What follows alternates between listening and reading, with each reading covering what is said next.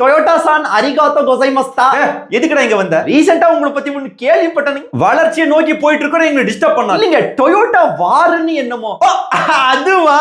அது ஒரு காலத்துலப்பா போரெல்லாம் பண்ணிருக்கீங்க. எப்படிங்க? நம்ம கடாஃபி இருந்தாரு, நம்ம லிபியாக்காரனுங்க அந்த அவங்க பக்கத்து நாடு சேடுன்னு சொல்லிட்டு நம்மால கொஞ்சம் எல்லையில நிலத்தை புடிக்கிட்டாப்படி. ஐயோ, சண்டை முட்டி இருக்குமே. ஆமா, கடாஃபிக்கு ரஷ்யா சப்போர்ட், T-55 டேங்க் அப்படி இப்படின்னு பயங்கரமா சப்போர்ட் பண்ணானுங்க. ஓ, அப்போ இந்த சேடு நாட்டுக்கு யார் ஸ்பான்சர்? இந்த பிரெஞ்சுக்கார பசங்கப்பா. அவனுக்கு படத்துல வர மாதிரியே சும்மா என்கிட்ட வந்து கத்திட்டு கிடந்தானுங்க. நீங்க உங்க ஜாப்பனீஸ் படத்துல வர மாதிரி பிக்சல் எல்லாம் போட்டு பிளாக் பண்ணிருக்க வேண்டியதுதான். அதான் பாரு, கொஞ்சம் அட்வான்ஸ் பல்கா பே பண்ணிட்டானுங்க. போனா போதுன்னு ஒரு 400 SUV பார்சல் பண்ணி விட்டேன். என்ன 400 வண்டி வாங்கியிருக்காங்க கஞ்ச பசங்க. பரவு ஆப்பிரிக்காக்காரன்னு சும்மா சொல்லக்கூடாதுப்பா. வண்டியை நல்லா மாடிஃபை பண்ணானுங்க. லிபியாக்காரனை விட்டு தட்டினானுங்க. ஓ, இதுக்கு பேர் தான் டொயோட்டா வாரா? சரி, வளர்ச்சி கிளர்ச்சின்னு என்னமோ வளரிட்டு இருந்தீங்க. ஒண்ணுமில்ல, இந்த வானவில்லிங்க வருஷத்துக்கு ஒருக்கா பரேடு நடத்துவானுங்க. கலாச்சாரம்.